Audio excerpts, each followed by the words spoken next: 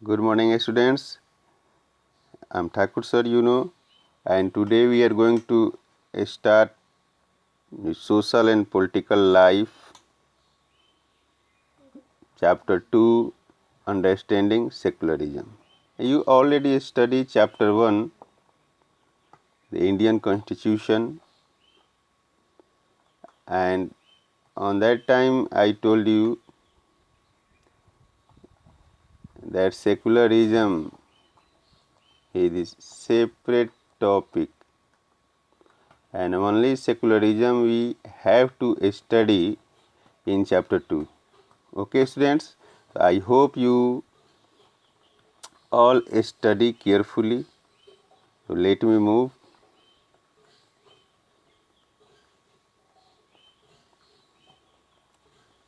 You can see here how the history is filled with examples of discrimination based on religion.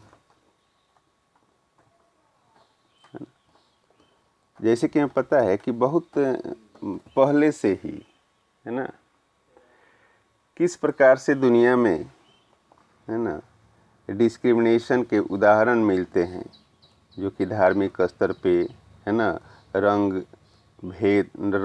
नस्ल भेद के आधार पे एक दूसरे के साथ भेदभाव इस दुनिया में होते आया है। ठीक है, तो जैसे सेकुलरिज्म एंड इट्स ओरिजिन, आखिर ये सेकुलरिज्म शब्द कहाँ से आया, है ना, ये कॉन्सेप्ट जो है सेकुलरिज्म का कैसे आया, ठीक है, ये हम लोग डिस्कस करेंगे। ठीक है, और Indian secularism and its various aspects के बारे में भी बात करेंगे इस चैप्टर में। How Indian states and its constitution gives equality, freedom, justice to its citizen, इन सभी बातों पे हम लोग डिस्कस करेंगे और किस प्रकार से सेकुलरिज्म का कॉन्सेप्ट आया, कहाँ से निकले, सभी बातों को हम लोग समझेंगे। ठीक है, तो अच्छा, सपोज दैट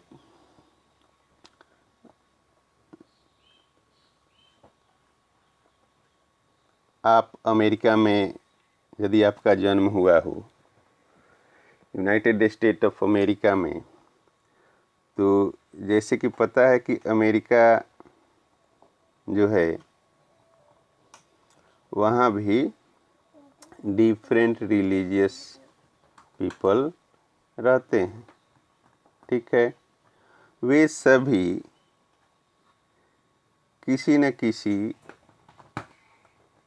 लॉ के अनुरूप वहाँ पे रहते हैं। ठीक है, उनका अपना बाइंडिंग है उस देश के प्रति।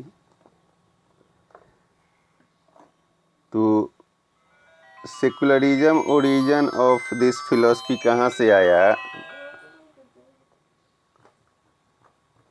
यदि हम देखें तो सेकुलरिज्म की जो फिलॉसफी है, यू इमेजिन योरसेल्फ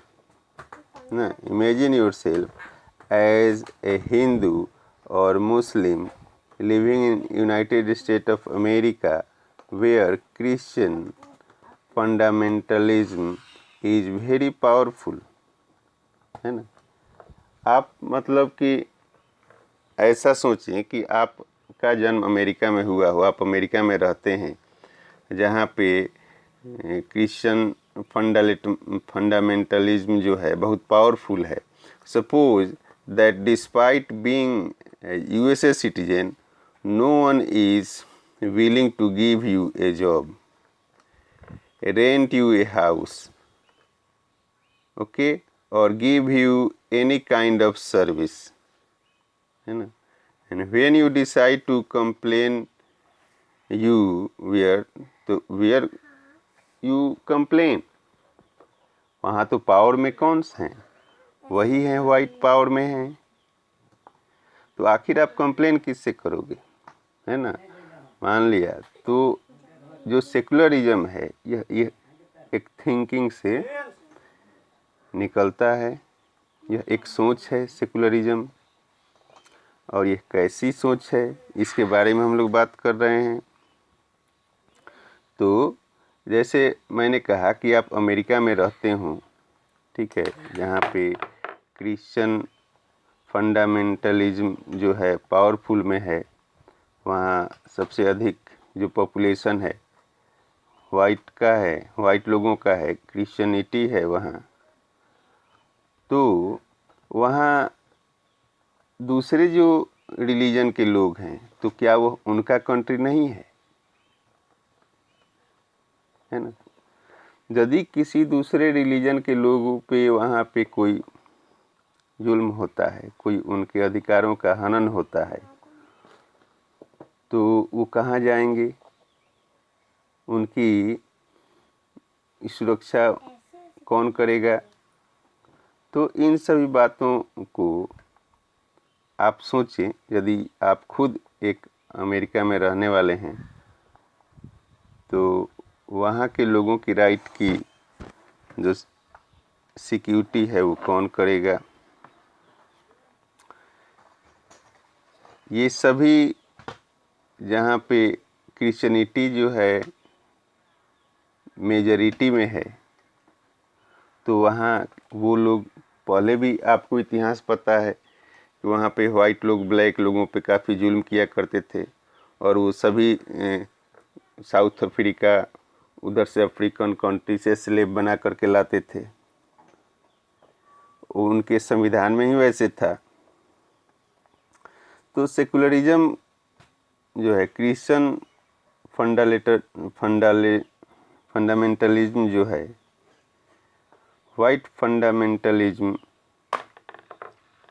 उसको आप अमेरिका में बोल सकते हैं। वो उन लोगों का अधिकार था कि वो ब्लैक लोगों के साथ किस प्रकार से व्यवहार करें, वैसा ही कानून था वहाँ पे, ठीक है ना?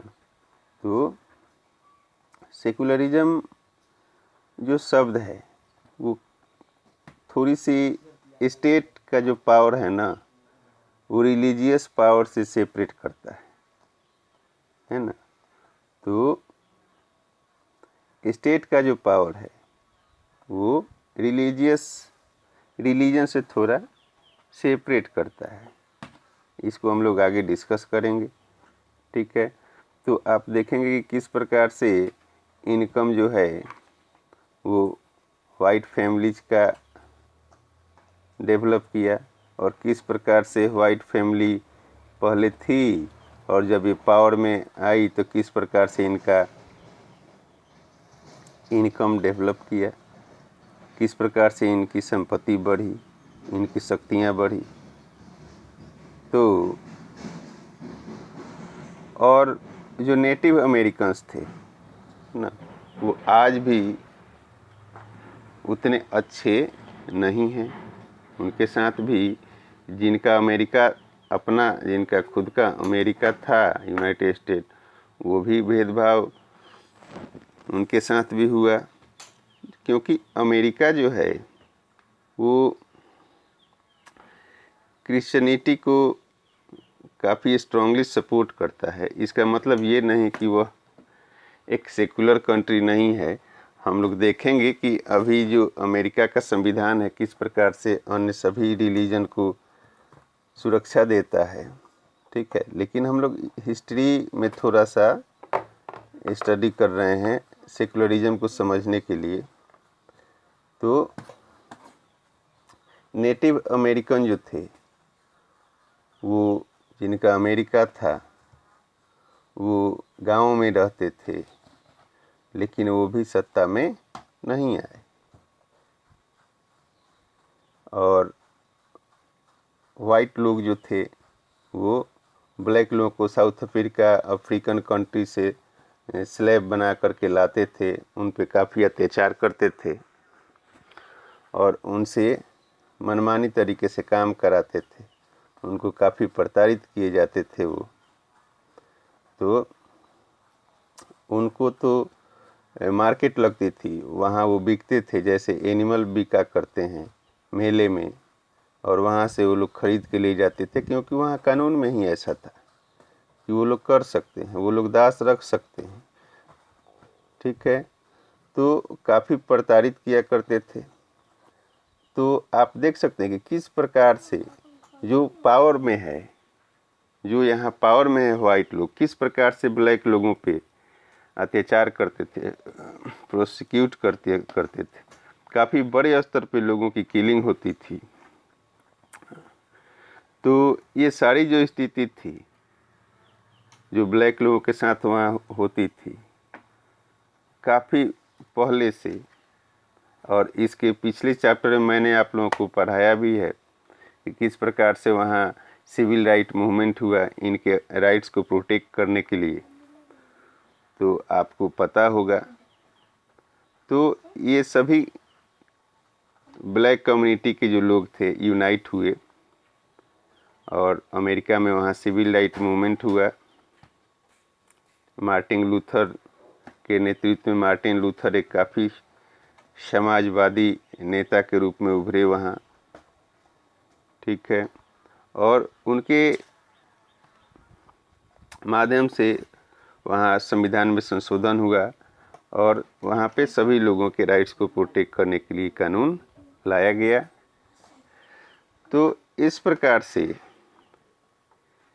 वाइट लोगों की, अब इसका मतलब ये नहीं कि वहाँ वाइट लोगों को पावर में स्ट्रांग नहीं है, आज भी हैं, ठीक है। तो जो लोग खुद ही सत्ता में हैं उनके बारे में आप कंप्लेन लेके किसके पास जाएंगे, वहाँ भी वो वही हैं। तो एक मानसिकता होती है, ठीक है। जो पावर में होते हैं वो किस प्रकार से दूसरे रिलीजन को, दूसरे कम्युनिटी के लोगों को रंग रूप, है ना, वेशभूषा, इस सब के बेस पे डोमिनेट करते हैं।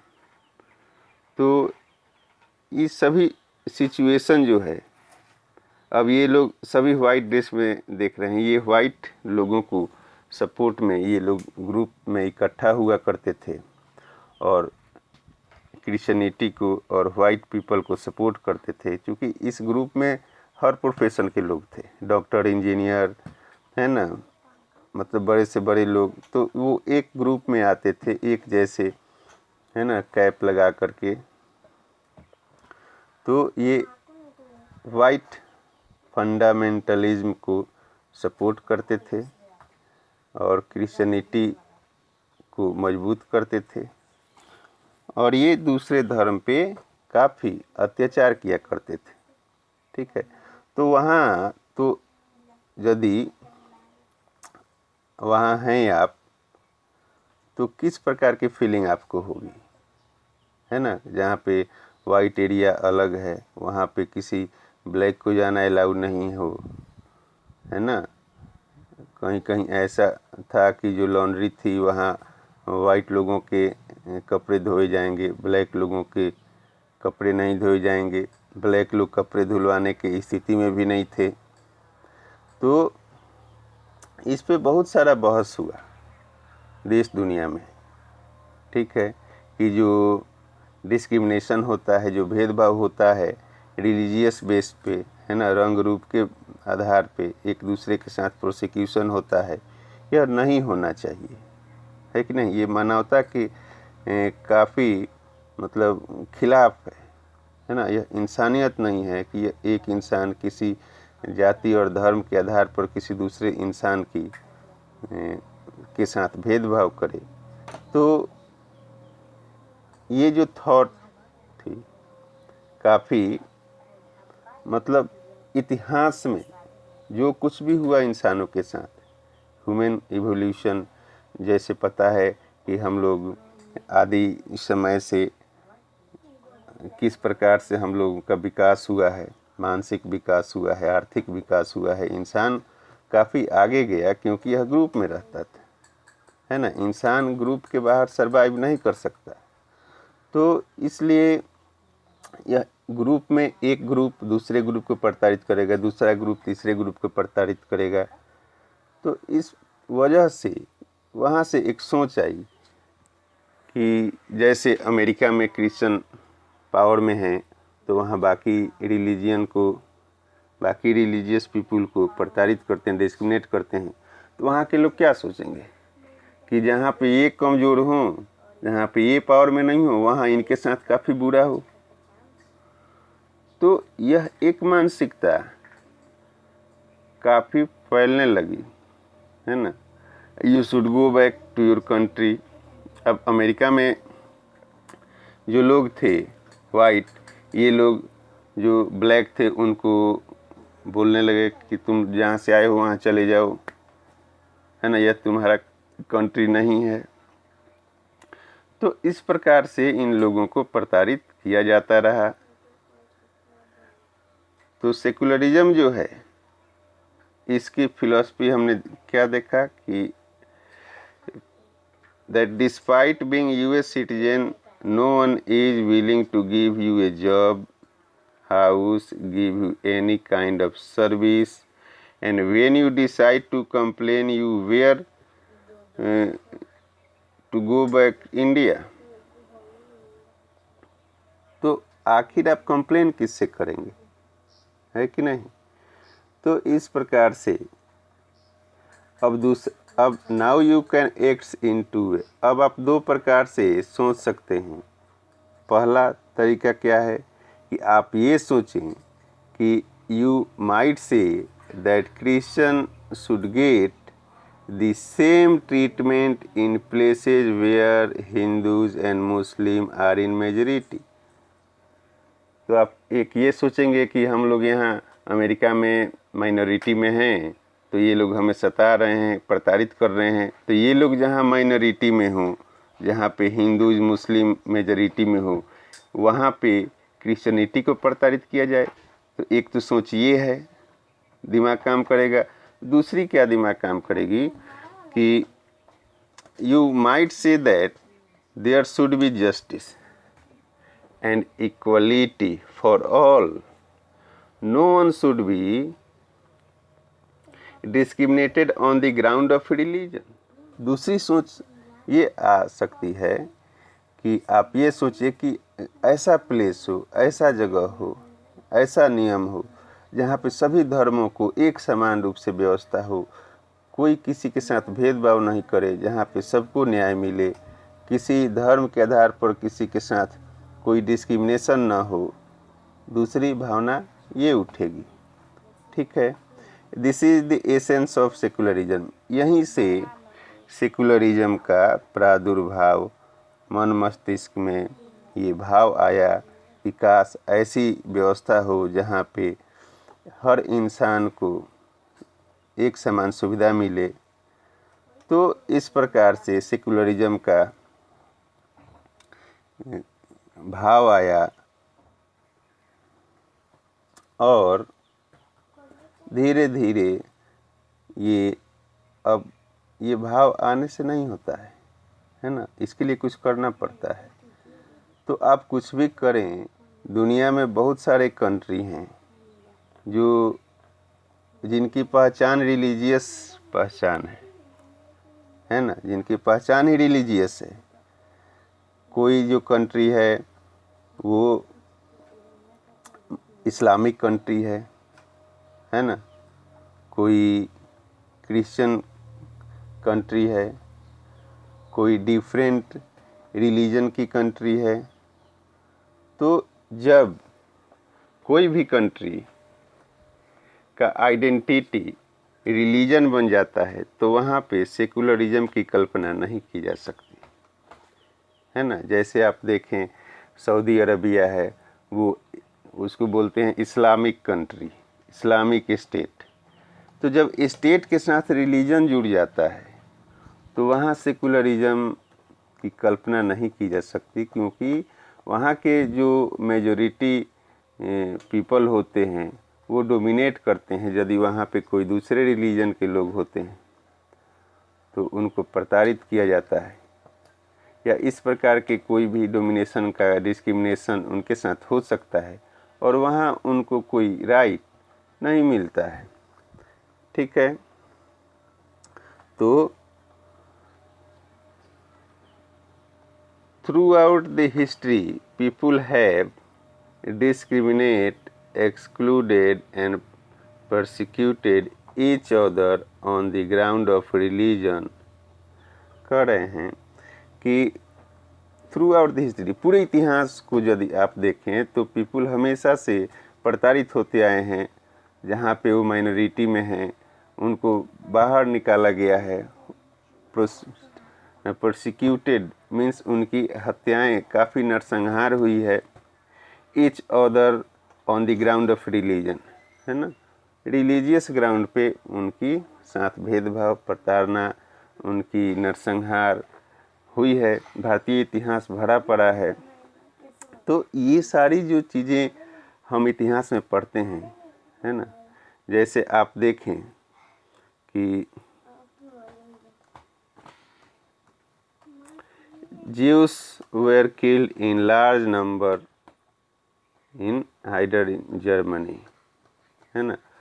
जब जर्मनी में जब हिटलर का शासन था तो वहाँ पे ज्यूस जो लोग थे, now the juice state of Israel, है ना। तो जो जर्मनी में हुआ, हिटलर ने काफ़ी सारे ज्यूस लोगों का नरसंहार किया, प्रोसिक्यूशन किया। हिटलर के बारे में तो सबको पता है कि हिटलर कैसा डिक्टेटर था, तानाशाह था, है ना। उसने काफ़ी सारे वहाँ जो ज्यूस थे उनकी काफ़ी बड़ी मात्रा में प्रोसिक्यूशन हुआ।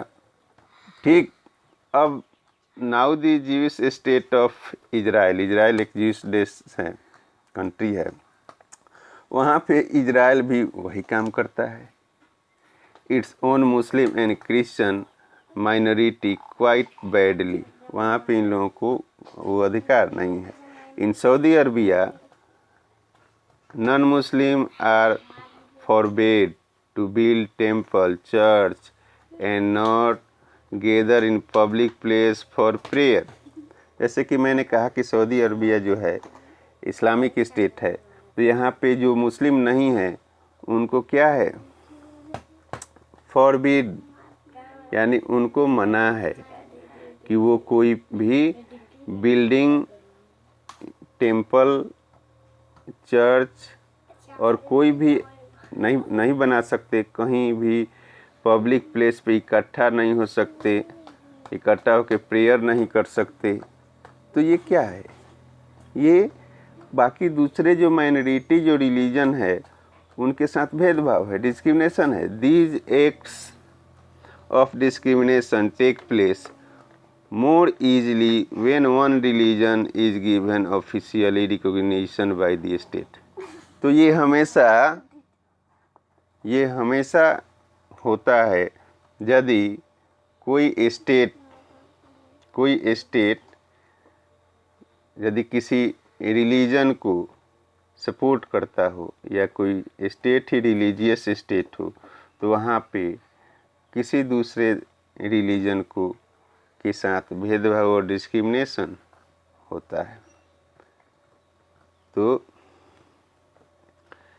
जैसे मैंने कहा कि जो इस्लामिक कंट्री है, जो क्रिश्चियन कंट्री है, जो ज्यूस कंट्री है ना, तो डिफरेंट रिलीजियस जो कंट्री हैं वहाँ पे उनके साथ भेदभाव होता है।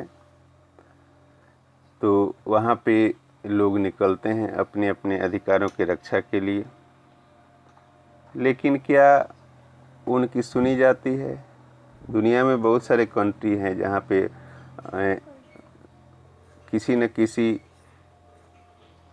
मेजॉरिटी का वो मेजॉरिटी पावर में है। तो ऐसा तो पूरी दुनिया में है, हर कंट्री में कोई ना कोई ग्रुप जो है मेजर ग्रुप है, तो वहाँ क्या करेगा, जो माइनॉरिटी ग्रुप है उसको डोमिनेट करेगा। तो क्या इंसानियत डेवलपमेंट कर पाएगी? क्या मानव का विकास होगा क्या? तो यह एक भावना, यहाँ से भावना सेकुलरिज्म का निकली। और जैसे मैंने कहा, हिटलर जो थे, काफ़ी सारे उसके तानाशाही में काफ़ी सारे ज्यूस लोगों की नरसंहार हुआ, और इसी का नतीजा है कि इजराइल भी वैसे ही करता है। ठीक है, बहुत सारे ऐसे कंट्री हैं, सऊदी अरबिया हो या इजराइल हो, जहाँ पे माइनॉरिटी के साथ काफ़ी ही डिस्क्रिमिनेशन और भेदभाव होता है।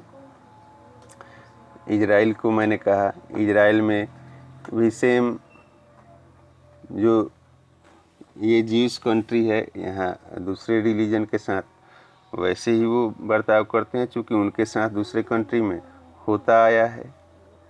तो इस प्रकार से अलग अलग जो कंट्री हैं, है ना, वो किस प्रकार से अपने आप को आगे बढ़ाए हैं on the basis of religion, ये एक बहुत ही सोचने की बात है। ठीक है, तो जैसे सऊदी अरबिया की मैंने बात किया, तो सऊदी अरबिया जो है वो इस्लामिक स्टेट था। ये है इंडिया, देखिए यहाँ हिंदू मेजॉरिटी में है, तो इसको हिंदू स्टेट नहीं कह सकते, क्योंकि India is a democratic republic and our constitution give us the equality, है ना। आवर कॉन्स्टिट्यूशन से all the people are equal before the law. तो हम लोग इस पे बात करेंगे आगे कि इंडियन सेकुलरिज्म और अमेरिकन सेकुलरिज्म में थोड़ी सी डिफरेंस भी हम लोग डिस्कस करेंगे, तो ये बातें समझ में आ जाएगी, है ना। तो हम लोग सेकुलरिज्म क्या है ये समझ रहे हैं, तो देख रहे हैं कि जो विभिन्न दुनिया में देश हैं, वो कहीं ना कहीं जो मेजर ग्रुप है वो माइनॉरिटी पे क्या किया, डिस्क्रिमिनेट किया, भेदभाव किया, अत्याचार किया। ठीक है, वहाँ पे दूसरा कोई रिलीजन आगे नहीं बढ़ पाया, डेवलप नहीं हो पाया। तो इस प्रकार से यदि जो जहाँ है वहाँ पे माइनॉरिटी को सताए, है ना, प्रताड़ित करे, तो दुनिया में मतलब हर धर्म एक दूसरे से शांति से प्यार से रह नहीं पाएगा। इसलिए जो सेकुलरिज्म का भाव दिमाग में आता है। अब आइए यहाँ से हम लोग समझते हैं कि आखिर अब आप लोग समझ सकते हैं कि सेकुलरिज्म क्या है। ठीक है, तो सेकुलरिज्म क्या है? Secularism refers to the separation of religion from the state. Okay, तो सेकुलरिज्म कहता है कि जो रिलीजन है वो स्टेट से थोड़ा सा सेपरेट है ना। स्टेट जो है, जो देश है और धर्म दोनों अलग अलग चीज़ें हैं। ठीक है ना। The Indian constitution has given the fundamental rights to its citizen. Every individual has the freedom to live by any religious belief and practice, है ना। भारतीय संविधान जो है अपने नागरिक को फंडामेंटल राइट्स देता है कि प्रत्येक व्यक्ति, है ना, वह स्वतंत्र है ना, स्वतंत्र है रहने को, है ना, किसी भी रिलीजन को फॉलो करने को, किसी भी रिलीजन को प्रैक्टिस करने को, वह क्या है, स्वतंत्र है, उस पर कोई बैन नहीं है। India also adopted A strategy of separating the power of religion and the power of state is secularism. ठीक है, इंडिया जब इंडिया का कॉन्स्टिट्यूशन बना तो इस पे बहुत ही सोचा गया, समझा गया कि इंडिया का संविधान कैसा होगा, यहाँ के लोगों को, यहाँ के सभी धर्म को लोगों को कैसा अधिकार होगा। तो यहाँ इंडियन स्टेट और रिलीजन दोनों अलग अलग चीज़ें हैं। इंडियन स्टेट कभी रिलीजन में इंटरवीन नहीं करती, अब करती है कभी, तो किस केस में करती है वो हम लोग आगे बात करेंगे। तो the power of religion and the power of state is secularism, है ना। जो इंडियन स्टेट है वो किसी भी धर्म के लोगों में भेदभाव नहीं करती है। भारत का संविधान सबको जस्टिस, लिबर्टी, है ना, इक्वलिटी, फ्रेटर्निटी, जो फंडामेंटल जो राइट है सबको एक समान रूप से दी हुई है। भारत एक सोवरेन डेमोक्रेटिक रिपब्लिक है। India is A sovereign democratic Republic. ठीक है, तो यहाँ का संविधान काफ़ी सोच समझ के लिखा गया कि किस प्रकार यहाँ के लोगों के अधिकारों की सुरक्षा हो सकती है, किस प्रकार से सभी धर्मों के लोग यहाँ पे खुशी से आज़ादी के साथ रह सकते हैं। ठीक है, तो नेक्स्ट टॉपिक है, why is it important to separate religion from the state. कह कि सेकुलरिज्म में ये इम्पोर्टेंट क्यों है कि एक स्टेट और रिलीजन जो है सेपरेट हो। जैसे कि अभी हम लोगों ने पहले बात किया कि बहुत सारे कंट्री हैं जो स्टेट हैं, वो उनकी आइडेंटिटी ही रिलीजन बन गई है। वहाँ के मेजॉरिटी में जो लोग हैं उनके हाथों में पावर है, वह कंट्री ही रिलीजियस कंट्री है, तो वहाँ पे दूसरे रिलीजन के लोग सरवाइव नहीं कर पाते हैं।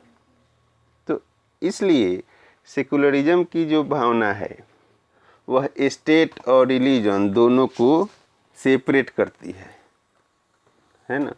Almost all countries have more than one religious group.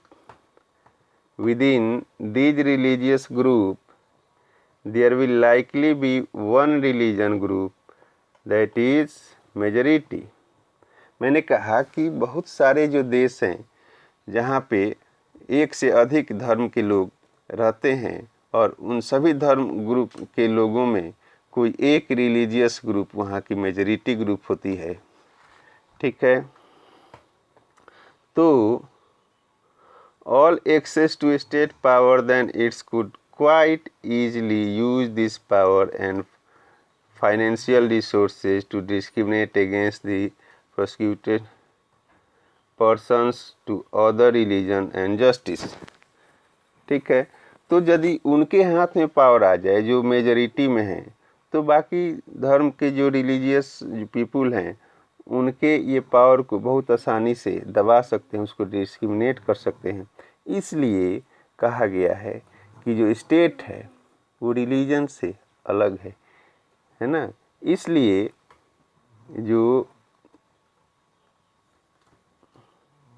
Importance to separate religion from state है ना, इसलिए एक सेकुलर कंट्री और सेकुलर स्टेट और रिलीजन में अंतर होता है, सेपरेट होता है। ठीक है ना, तो आगे बढ़ते हैं। दुनिया में बहुत सारे ऐसे भी देश हैं जो सेकुलर कंट्री हैं, जो स्टेट और जो रिलीजन में दखल नहीं देते हैं वहाँ के लोगों में। क्योंकि अभी हमने पढ़ा कि बहुत सारे कंट्री हैं जो जहाँ पे बहुत सारे धर्मों के लोग रहते हैं, वहाँ पे कोई ना कोई रिलीजन मेजॉरिटी में है, और यदि वहाँ वह सेकुलर कंट्री है तो वहाँ सभी लोगों को फंडामेंटल राइट है कि वह सभी लोग चाहे किसी भी धर्म को प्रैक्टिस कर सकते हैं। ठीक है, धर्म के आधार पे वहाँ कोई प्रोसिक्यूशन है, धर्म के आधार पे वहाँ कोई डिस्क्रिमिनेशन किसी के साथ नहीं होगी। तो जैसे दुनिया के बहुत सारे जो देश हैं अलग अलग धर्म वहाँ पे मेजॉरिटी में है। तो जैसे पाकिस्तान है, इस्लामिक कंट्री है ना। इंडिया में मेजॉरिटी में हिंदूज हैं, लेकिन यहाँ पे सेकुलर कंट्री है, यहाँ पे सभी धर्मों के लोग एक साथ बिना भेदभावपूर्ण के रहते हैं। अमेरिका जो क्रिश्चियनिटी मेजॉरिटी में है, ऐसे ही डिफरेंट कंट्री अलग अलग मेजॉरिटी में है। तो वहाँ पे क्या होता है tyranny of the majority could result in the discrimination and at times even the killing of religious minority। यहाँ पे देखें कि जो टायरेनी है इट मीन्स प्रताड़ित करना, है ना। तो मेजॉरिटी के द्वारा जो माइनॉरिटी है उनकी प्रताड़ना होती है, उनके साथ भेदभाव होती है ना, बहुत बड़े स्तर पे लोगों की किलिंग भी हो जाती है। तो ऐसी बहुत सारे उदाहरण हैं जो अलग अलग जगहों पे देखने को मिलती हैं भारतीय इतिहास में।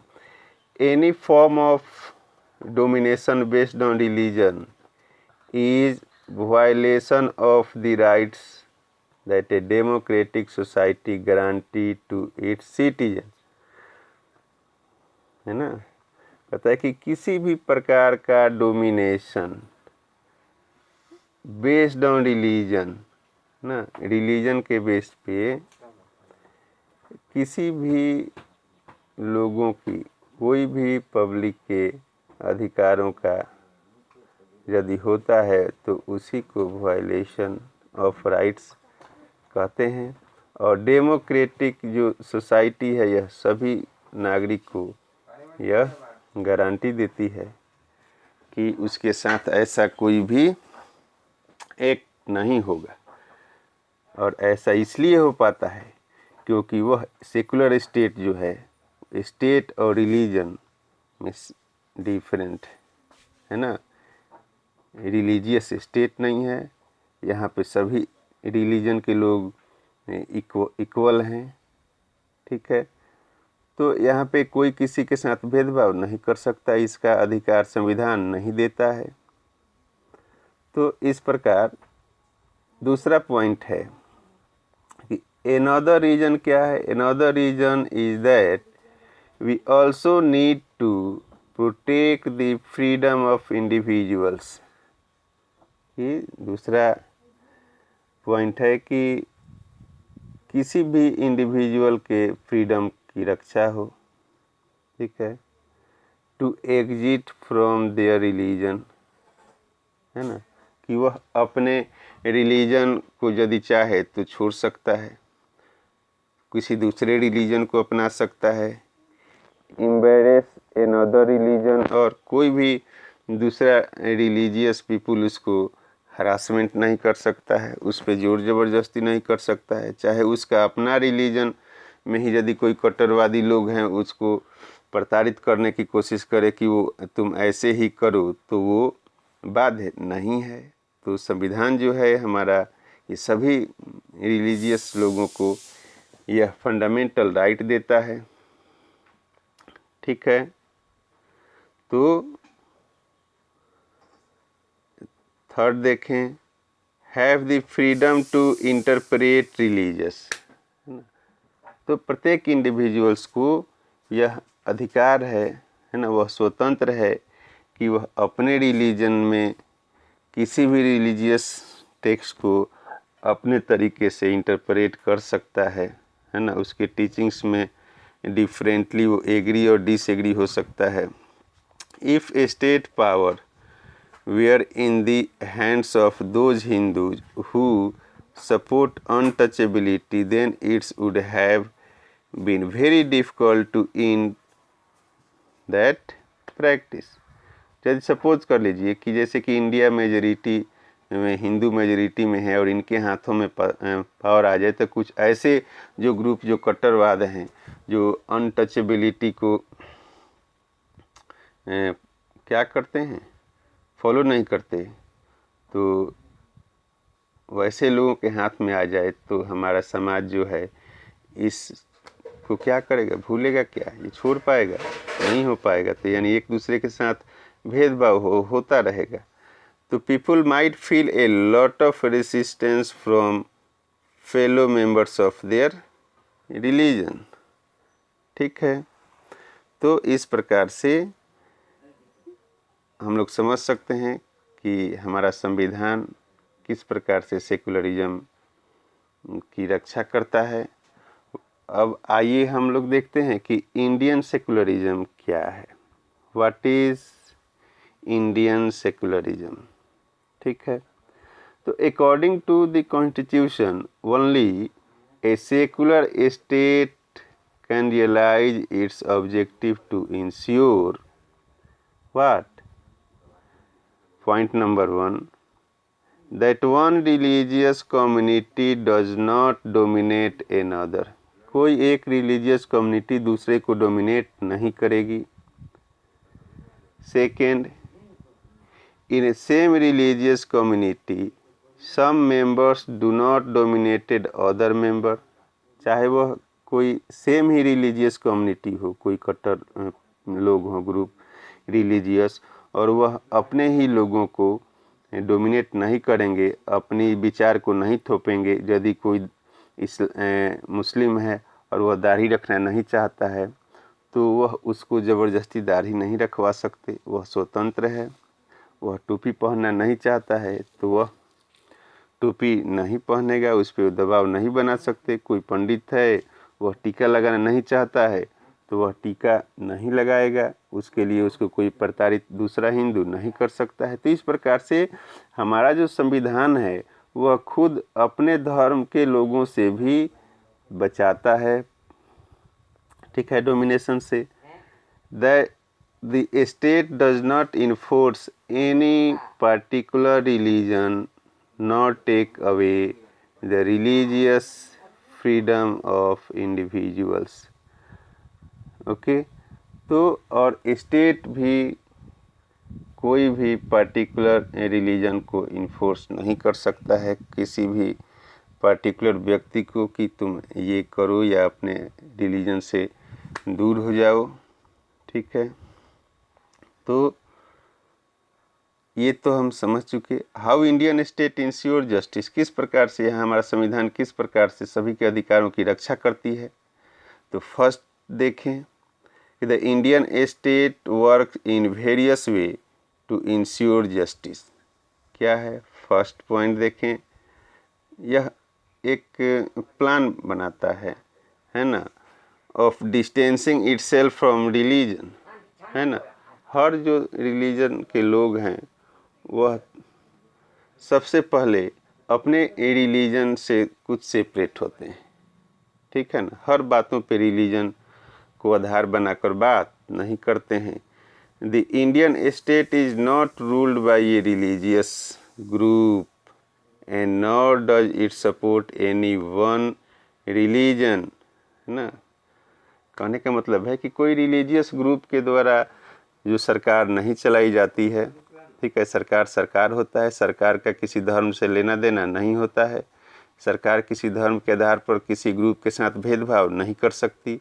तो in India government spaces like law court, police station, government schools and offices are not suppose to display और प्रमोट एनी वन रिलीजन। कोई भी पब्लिक प्लेस है वहाँ पे कोई भी रिलीजन का, जैसे कोर्ट है, यहाँ पे कोई भी आप देखेंगे कोई रिलीजियस यहाँ पे इन्फ्लुएंस नहीं होगी, है ना, क्योंकि कोर्ट है, यहाँ पे सबको न्याय मिलता है। सभी जाति धर्म के लोगों के यह न्याय का जगह है, ठीक है। तो यहाँ पे कोई किसी खास धर्म के लोगों को तरजीह या उनके कल्चर को यह एडॉप्ट नहीं करता है।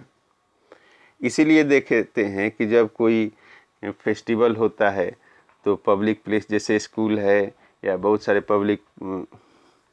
पब्लिक सेक्टर है, वहाँ पे गवर्नमेंट सेक्टर है जहाँ छुट्टी कर दी जाती है ताकि all people enjoy and celebrate their festival separately.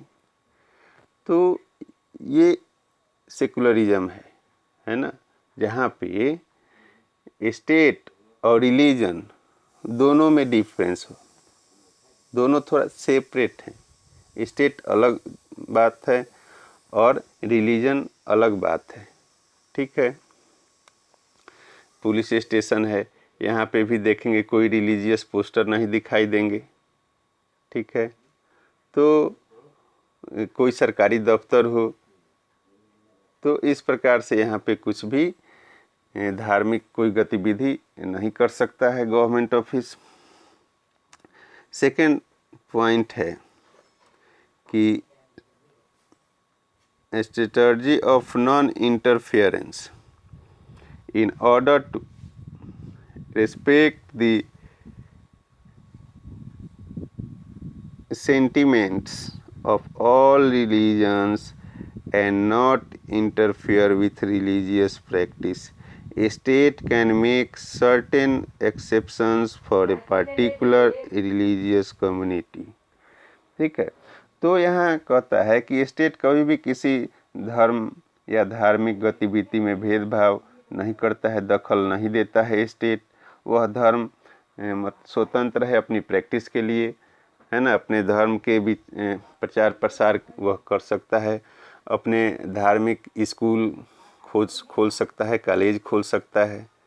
ठीक है, तो स्टेट किसी के भी धर्म में दखल नहीं देता है। ठीक है, लेकिन कुछ इसमें एक्सेप्शन है। जैसे पंजाबी लोग हैं, देखिए, तो उनको टर्बन पहनना कंपल्सरी था उनके रिलीजन में। ठीक है, तो थोड़ा सा जो गवर्नमेंट है, जो स्टेट है, थोड़ी सी प्रीफरेंस दे देती है किसी रिलीजन को कि चलो ठीक है, तुमको टर्बन पहनना है तो तुम हेलमेट नहीं पहनो, कोई बात नहीं, तुमको फाइन नहीं लगेगा। तो थोड़ी सी प्रीफरेंस मिल सकती है उनके धर्म के आधार पर। ठीक है, तो for an example, Indian state recognise that wearing a pagdi और turban is central to Sikh, है ना, तो religious practice and in order not to interfere with this, इसलिए स्टेट इंटरफेयर नहीं करता है। And its allow an exception in the law to wear helmets, तो उनको हेलमेट पहनने से प्रीफरेंस है, वो पहन सकते हैं, नहीं पहन सकते हैं, उन पे कोई फाइन नहीं होगा। देखिए, ये पगड़ी पहनते हैं, ठीक है, तो ये कहीं जाते हैं, इनको पगड़ी पहनना काफ़ी कंपलसरी है सिख धर्म में। तो यदि ये जाते हैं बाइक पे तो इनको हेलमेट पहनने की आवश्यकता नहीं है, जैसे कि बाकी लोग को हेलमेट पहनना ज़रूरी है, नहीं तो फाइन हो सकती है। लेकिन यदि सिख वहीं पे सिख यदि हेलमेट नहीं पहनता है तो उनको थोड़ा कानून में छूट दी गई है, क्योंकि उनको उनका धर्म टर्बन पहनने के लिए काफ़ी महत्व देता है। ठीक है, तो टर्बन के साथ वो हेलमेट नहीं पहन सकते। ठीक है, तो ये जो प्लान है, the intervention of the state can also be in the form of support, तो ऐसा नहीं है कि जो इंटरवेंशन होता है वो नहीं होता है। हाँ, गवर्नमेंट किसी भी धर्म में इंटरवीन कर सकती है यदि उस धर्म के लोगों के किसी फंडामेंटल राइट्स का वायलेशन हो रही हो, तब हमारा संविधान, हमारा स्टेट, है ना, इंडियन स्टेट, उस धर्म में इंटरवीन करती है और उस पार्टिकुलर, है ना, प्रत्येक इंडिविजुअल के जो फंडामेंटल राइट्स है उसका वायलेशन न हो, तो उन चीज़ों को गवर्नमेंट बैन कर देती है। जैसे हिंदू रिलीजन में अनटचेबिलिटी थी, छुआछूत, तो यह एक काफ़ी गलत चीज़ें समाज में थी, तो स्टेट को धर्म में इंटरवीन करना पड़ा और इसको बैन करना पड़ा। ठीक है, अभी आपने रिसेंट में पीछे देखा होगा कि जो 3 तलाक था, गवर्नमेंट चूँकि इससे काफ़ी लोगों को ये काफ़ी ही मतलब गलत प्रैक्टिसेस थी, तो गवर्नमेंट को इंटरवीन करना पड़ा और 3 तलाक को बैन करना पड़ा। तो इस प्रकार से गवर्नमेंट तभी इंटरवीन करती है जब किसी के फंडामेंटल राइट का वायलेशन हो रहा हो। अदरवाइज इंडियन स्टेट कभी किसी धर्म में दखल नहीं देती। All religious peoples are equal before the law. Okay, और मैंने कहा कि the Indian constitution grant the right to religious communities to set up their own school and colleges. It also gives them financial aid. Okay तो इस प्रकार से आइए हम देखते हैं थोड़ा सा comparison with American secularism. America की जो सेकुलरिज्म है और इंडियन सेकुलरिज्म में क्या अंतर है, तो देखें देयर आर सम सिमिलरिटी, है ना, कुछ सिमिलरिटी है। Such as the first amendment of US constitution prohibits the legislature from making law on establishment of religion और any law that prohibits the free exercise of religions, है ना। जो अमेरिकी जो संविधान था उसका फर्स्ट जो अमेंडमेंट हुआ उसमें यह राइट दिया गया, है ना, पार्लियामेंट को यह अधिकार नहीं दिया गया कि आप ऐसा कोई अमेंडमेंट नहीं कर सकते जिससे आप स्टेट को रिलीजियस स्टेट बना सकें, है ना। यहाँ पे किसी धर्म में आप इंटरवीन नहीं कर सकते, किसी भी लोगों को धार्मिक कार्य कर्म से आप रोक नहीं सकते सभी। तो वह अमेरिकन जो स्टेट है वह कभी भी किसी रिलीजियस मैटर में इंटरवीन नहीं करती है, ठीक है। But Indian secularism is something different. लेकिन इंडिया में जो सेकुलरिज्म है कुछ डिफरेंट है than America secularism. This is because in Indian secularism the state can intervene. State यहाँ इंटरवीन कर सकती है यदि वह क्या है सामाजिक कुरीति वगैरह है किसी धर्म के अंदर, तो उसको दूर करने के लिए, ताकि हमारे भारतीय संविधान के अनुसार सभी की जो अधिकारों की सुरक्षा करने के लिए भारतीय संविधान इंडियन स्टेट धर्म में दखल दे सकती है। तो ये कुछ सिमिलरिटी और डिफरेंसेस अमेरिका और इंडियन सेकुलरिज्म में है, ठीक है। अमेरिकन का फर्स्ट अमेंडमेंट जो हुआ था संविधान में, वह अमेरिका को कोई पार्टिकुलर रिलीजियस स्टेट नहीं बनाने का अमेंडमेंट हुआ कि आप अमेरिका को किसी खास धर्म के स्टेट नहीं बना सकते, ठीक है। आप पार्लियामेंट में कोई ऐसी कानून नहीं पास कर सकते जिससे different people, different group of religious people के अधिकारों को क्या हो, हनन हो। तो ये फर्स्ट अमेंडमेंट था इन अमेरिकन कॉन्स्टिट्यूशन का। इसमें सभी लोगों को राइट दिया गया कि आप जिस धर्म में हो आप उसको प्रैक्टिस कर सकते हैं, आप अपनी कोई भी गतिविधि धार्मिक कर सकते हैं, आप फ्री हैं। तो इफ़ इंडिया स्टेट, है ना, if Indian state interferes in religion then it, है ना, then it has to be based on the ideal, है ना, laid out in the constitution. यदि इंडियन स्टेट किसी रिलीजन में इंटरफेयर करती है तो वो संविधान का आइडियल होना चाहिए, है ना, कॉन्स्टिट्यूशन में जो अलाउ होता हो, है ना, उससे किसी की पर्टिकुलर या किसी ग्रुप के अधिकारों का हनन नहीं होना चाहिए, है ना, वह एक आदर्श हो। These ideals serve as the standard through which we can judge whether the state is behaving according to secular principles or not. The Indian state is secular and works in various ways to prevent religious domination. Okay, in this way we can understand the secularism, and this is your second chapter the secularism, और आपका ये chapter ख़त्म हुआ। आप अच्छे से समझ पाए होंगे कि सेकुलरिज्म क्या है, इंडियन सेकुलरिज्म क्या है, अमेरिकन सेकुलरिज्म क्या है, सेकुलरिज्म की जो फिलॉसफी कैसे हुई,